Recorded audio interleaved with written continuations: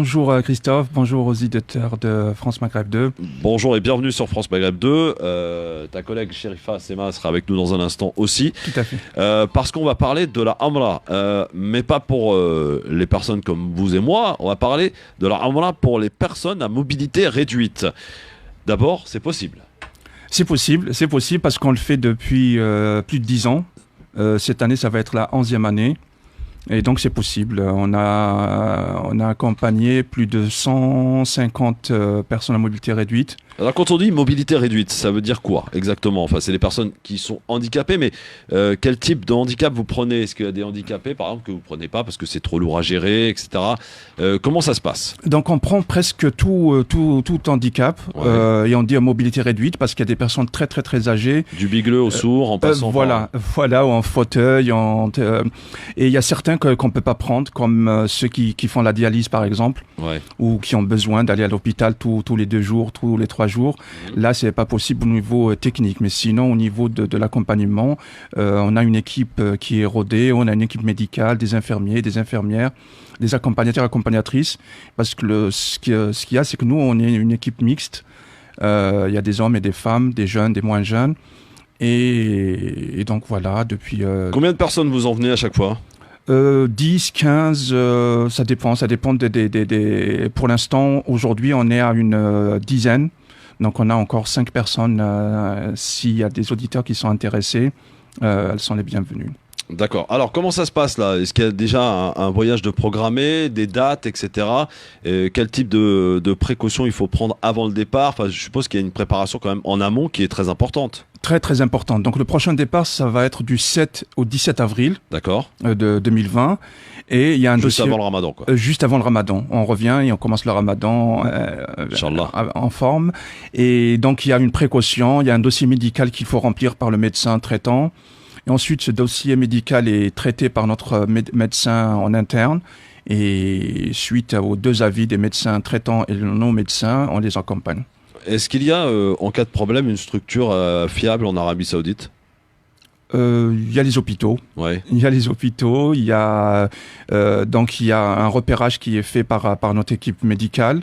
Mais on essaye de faire le maximum nous-mêmes. On a tout le matériel, tous les médicaments, on essaie de faire vraiment. On va à l'hôpital quand c'est vraiment grave ou quand il n'y a pas de possibilité en interne. Donc vous avez des personnes à mobilité réduite dans votre entourage, quel que soit le handicap.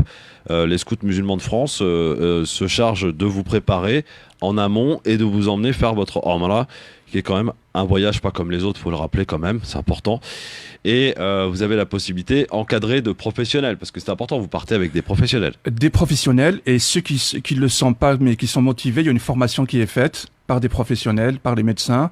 Même si vous n'êtes pas professionnel, parce que pour accompagner par exemple un non-voyant, où on a besoin que de motivation et de rigueur. C'est pas le plus dur, ça, hein, pour ce qui est du non-voyant, c'est pas le plus dur. C'est pour ça que j'ai pris cet exemple, mais il faut l'accompagner, parce que surtout il y a beaucoup de monde, il y a beaucoup mais c'est incroyable, il y a beaucoup de non-voyants que nous avons accompagnés, et à chaque fois je leur fais, vous faites un quiz, et moi aussi je leur fais un petit quiz devant la Kaaba, et je leur demande qu'est-ce que vous voyez. Ils me décrivent la Kaaba comme elle est, c'est incroyable. Ah ouais? Oui. Bon, non mais c'est extraordinaire. En tout cas, bravo d'abord pour cette initiative. Je sais pas ce qu'en pensent mes camarades Gamal et Mehdi. D'ailleurs, je sais pas s'ils ont été faire leur Umrah. Vous avez été faire votre Umrah, vous? Non, pas encore, malheureusement. Non? Mehdi? Pas encore, Inch'Allah. Inch'Allah. Bon, en plus ils sont valides les mecs, hein. Ils ont pas été faire leur Umrah, ils sont valides. Et il y a des gens à mobilité réduite qui veulent à tout prix y aller avec toutes les difficultés que cela engendre. Hein? Bah oui, voilà. Voilà une belle leçon. Non, c'est vrai. Farid, vous prenez combien de personnes à chaque fois? Une quinzaine. D'accord. Et quand je dis une quinzaine, est-ce que ça nécessite 15 accompagnants ou pas du tout? Ah non, minimum le double. Parce que pour chaque accompagnateur, pour chaque pèlerin, il faut 2 accompagnateurs ou 2 accompagnatrices. Sauf pour certains, comme le non-voyant, comme des personnes très âgées. Ouais. Ils ont besoin d'un seul accompagnateur, mais les autres qui sont en fauteuil, c'est minimum 2 personnes qui les accompagnent. Mais dites donc, mon cher Farid, tout ça, ça a un coût, évidemment. Ah oui, un grand coup. Et en plus, dans le cadre des scouts musulmans de France, on est aidé par l'État, par le ministère de la Jeunesse et Sport, par le ministère de la Ville, mais sauf pour ce projet-là. Comment ça? Pour le projet de la Umrah, dès qu'ils voient la Mecque, Médine, ils disent c'est un projet religieux, même si il y a de l'intergénérationnel, même s'il y a de l'accompagnement aux handicapés, on n'est pas financé pour ce projet-là. Et donc c'est pour ça qu'on lance un appel comme chaque année sur France Maghreb 2 et pour les Donc vous avez besoin de thunes en fait, c'est ça? Voilà, clairement oui, d'une part parce qu'il y a les personnes handicapées, elles ont un double handicap financier et physique. Combien il vous faut, Farid? Beaucoup. Et pour cette année, il nous reste encore 25 000 euros à trouver avant le mois de mars. 25 000 euros à trouver. Comment on fait pour entrer en contact avec vous et pour vous donner un peu de flouze? C'est tout simple, il y a un numéro de téléphone, c'est 06 50 94 59 34. Oui. 06 50 94 59 34 et on vous donnera toutes les informations. Il y a une déduction d'impôt aussi. Si vous donnez par exemple 100 euros, vous avez une déduction des impôts de 66 euros. Donc c'est comme si vous donnez que 40 euros. Ouais. C'est comme si vous donnez que 40 euros. Mais est-ce qu'il y a sur les réseaux sociaux peut-être un détail de ce que vous proposez pour en savoir davantage? Il y a oui, il y a la page Facebook de la Umrah. Ouais. Donc vous tapez Umrah SMF.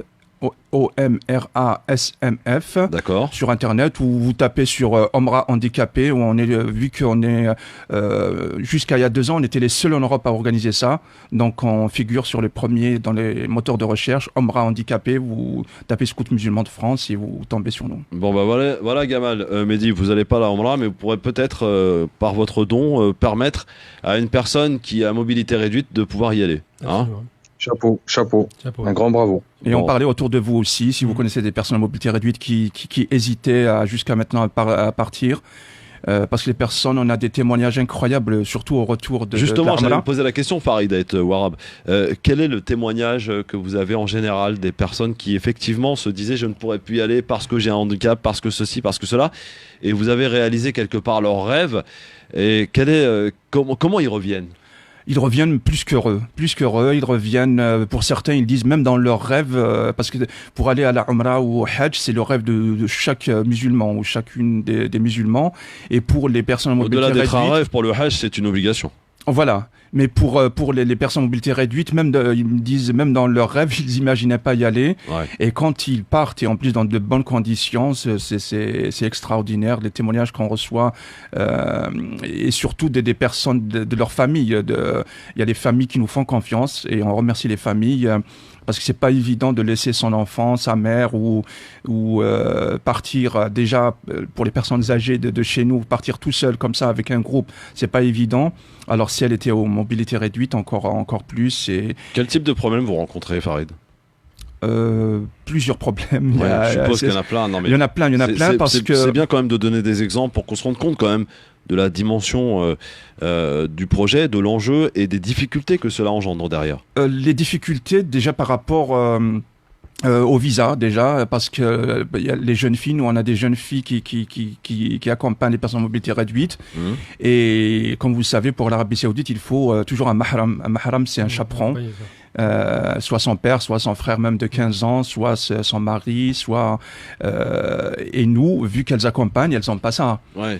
Et à chaque fois, on se bat pour ça. Et heureusement qu'il y a le ministère des Affaires étrangères français qui nous aide beaucoup, qui insiste au niveau des Affaires étrangères et de l'ambassade d'Arabie Saoudite en France.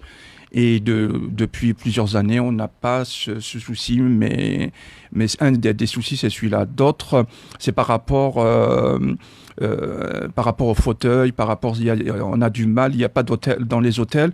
Il y a, par exemple, il n'y a qu'une seule chambre pour handicapés par étage.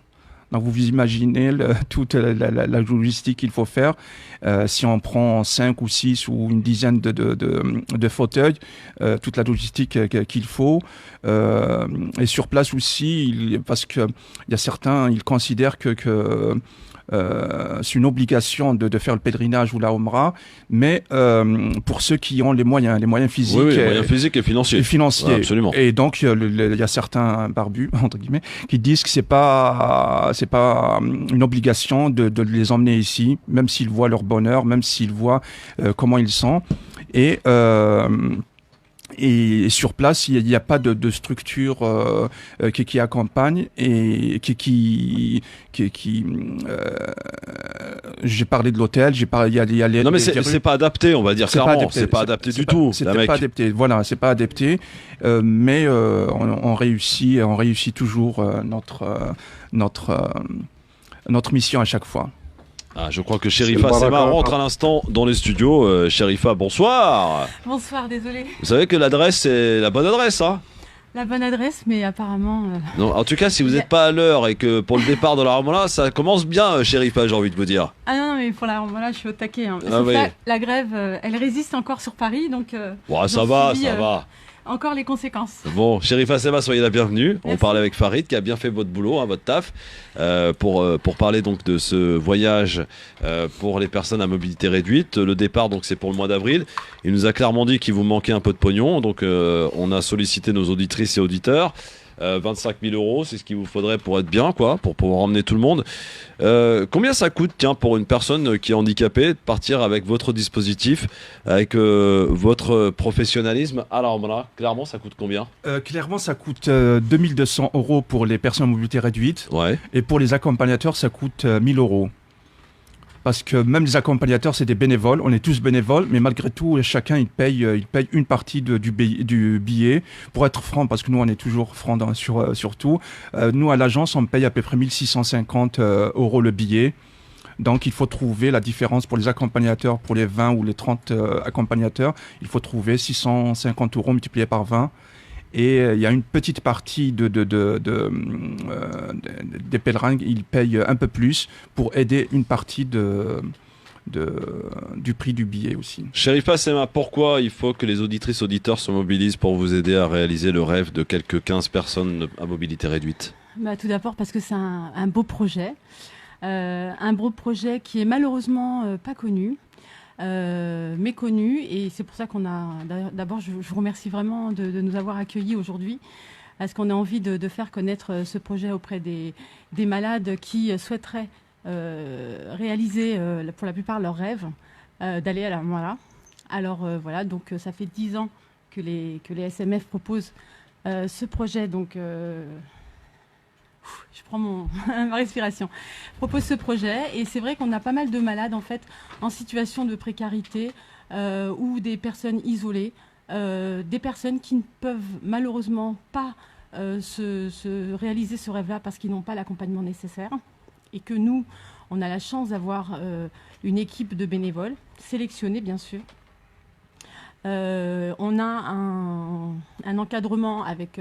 Il a dû le dire tout à l'heure, Farid. Oui. Tu peux le répéter, pas de souci. Alors voilà, dans notre équipe, on a 2 médecins. On a la chance d'avoir 2 médecins, une femme et un homme. On a 2 aumôniers, on a une éducatrice, on a un infirmier. Et toute cette équipe donc encadre ces malades durant tout le voyage. Ils sont présents H24 avec nos malades, donc ça il faut le savoir. Les familles sont généralement très rassurées de savoir que leurs parents sont dans un dispositif médical respecté, et en même temps ils peuvent donc effectuer le rite religieux tout en étant bien accompagnés. Il y a vraiment de la bienveillance au sein du groupe, et on est vraiment disponible pleinement H24, c'est le cas de le dire, hein. À partir du moment où ils nous confient les personnes, on les encadre jusqu'au retour. Et votre plus belle récompense, si je puis dire, c'est les sourires sur les lèvres au retour du voyage. Exactement. Ouais. Et pas que, parce que c'est vrai que c'est pas évident. Moi, je suis bénévole, tout comme Farid, et les autres membres, bien sûr, et d'autres aussi qui reviennent nous aider. Et c'est vrai que quand on revient de la Ramola et qu'on a le sourire de la part déjà des enfants, de la famille du malade, et ou même tout court du pèlerin qui nous fait des doigts, des belles prières, des belles invocations pour nous remercier. Vraiment, ça n'a pas de prix. Ça n'a vraiment pas de prix pour le coup. Si, ça a un prix, ça coûte cher, mais bon. Ça coûte cher, mais c'est vite. On est vite. Voilà. On pense plus au prix après, bien sûr. Oui, bien sûr, j'ai bien compris. Voilà. Gamal, Mehdi, qu'en pensez-vous, messieurs, rapidement? Pour ma part. Moi, Mehdi, vas-y. J'y vais, monsieur. Non, en fait, c'est vraiment magnifique ce qu'ils font parce qu'on sera tous amenés un jour à être dans une situation de handicap, que ce soit handicap dû à la vieillesse, dû à une maladie ou à toute autre chose, ou quelqu'un dans notre entourage. Et donc, pouvoir rendre ce service aux gens de la communauté, c'est juste magique. Et vraiment, je tiens à féliciter les SMF pour ça. Gamal? Je les félicite parce que j'ai une sœur lourdement handicapée. Je sais ce que c'est que de prendre un handicapé moteur en charge. Et surtout, la question qui me vient à l'esprit, c'est une initiative que vous avez lancée en premier apparemment, sur l'Europe. Est-ce que les autorités d'Arabie vous accompagnent là-dedans? Est-ce qu'elles participent? Est-ce qu'elles vous aident? Est-ce qu'elles facilitent? Est-ce qu'il y a des dispositifs? Parce qu'il ne faut pas oublier que c'est un pays qui est immensément riche, qui ramasse 40 milliards de dollars par an par rapport au Hajj et au Umrah. Est-ce qu'ils font cet effort qu'ils devraient faire normalement pour vous accompagner? Parce que les dons ici, évidemment, tout le monde n'est pas riche, mais ça suffit peut-être pas. Aujourd'hui, ça fait 10 ans qu'on l'organise. Là, ça va être la 11e année. On n'a aucun don de l'Arabie Saoudite ni des riches saoudiens. Vous avez formulé des demandes Oui, on a déjà formulé à plusieurs, même aux plus grosses fortunes, mais et à l'ambassade d'Arabie Saoudite aussi. Mais pour l'instant, on a. Ils préfèrent mettre leur oseille ailleurs. Mais on ne se décourage pas, Alors, on va rappeler les infos utiles avant de se quitter, parce que c'est déjà presque fini. Farid et Sherifa. D'abord, pour celles et ceux qui nous écoutent, là, vous avez besoin donc d'argent, forcément, pour récolter de l'argent, pour permettre l'organisation de ce voyage pour les personnes à mobilité réduite, voyage qui est prévu au mois d'avril. Il vous manque 25 000 €, clairement. Donc, chacun peut donner un tout petit peu, contribuer. Vous avez d'ailleurs des trucs d'impôts, là, vous pouvez être des réductions d'impôts. Le numéro de téléphone, les réseaux sociaux, je veux tout savoir. Alors, vous pouvez me joindre. Alors, prenez vos stylos. Oui. Je vais répéter 2 fois. Oui. Alors, 06 50 Oui. 94 Oui. 59 Oui. 34. C'est pas le numéro du loto. Malheureusement. Mais vous gagnez beaucoup plus que le loto. Ouais, exactement. Bravo, Farid. On répète, Sherifa. 06 50 94 59 34. Vous pouvez retrouver mon numéro, le lien de la vidéo qu'on a faite l'année dernière sur l'accompagnement, justement sur le voyage qu'on a fait, ainsi que les virements possibles. Voilà, il n'y a pas de petite somme, vraiment, on est preneur sur tout. Ouais. Donc sur le lien, la Omra, SMF, Scout Musulman de France. Sur la Omra, sur YouTube, vous pouvez trouver tous ces éléments. Mais appelez-moi, il n'y a vraiment pas de souci. Je vous donnerai toutes les infos nécessaires. Donc je répète, 06 50 94 59 34. Une question encore. Vous ne faites pas les cagnottes? On en a fait, mais très peu. On en a fait, mais... Cagnotte Litchi? Litchi, on l'a fait. Ça marche bien, ça. Oui. Bah, ça dépend pour qui. Pour des tégeurs, ça marche pas. Oui. Le boxeur, oui. On lui a donc, enlevé sa cagnotte à lui. Et vous avez fait ça? On a fait, mais ça n'a pas beaucoup ramené parce que ce genre de cagnotte, il faut que ceux qui les mettent en place aient déjà leur réseau. Ah, ok, d'accord. Donc, Merci Farid Aitwarab, Sherifa Sema, et bonne chance pour la suite et bravo, bravo, mille bravo, bravo, et on compte sur vous, amis auditrices, auditeurs, à tous et toutes, pour que vous puissiez faire participer ces personnes à mobilité réduite pour qu'ils puissent réaliser leur rêve, faut le dire, voilà, leur rêve, que d'aller faire leur Umrah, ça sera possible grâce à vous aussi. Et avec le concours des professionnels des scouts musulmans de France. Dans un instant, on change de registre. Mohamed Moussaoui, le nouveau président du CFCM, invité de Tarek Mami. Et je rappelle, inscrivez-vous par SMS, vous tapez FM2, prénom, numéro de téléphone, ville, au 7 20 18 et on sélectionnera l'une ou l'un d'entre vous pour vous offrir un hijab aujourd'hui de taille S offerte par la marque Sindid. Il suffira de parier sur le vainqueur du quiz.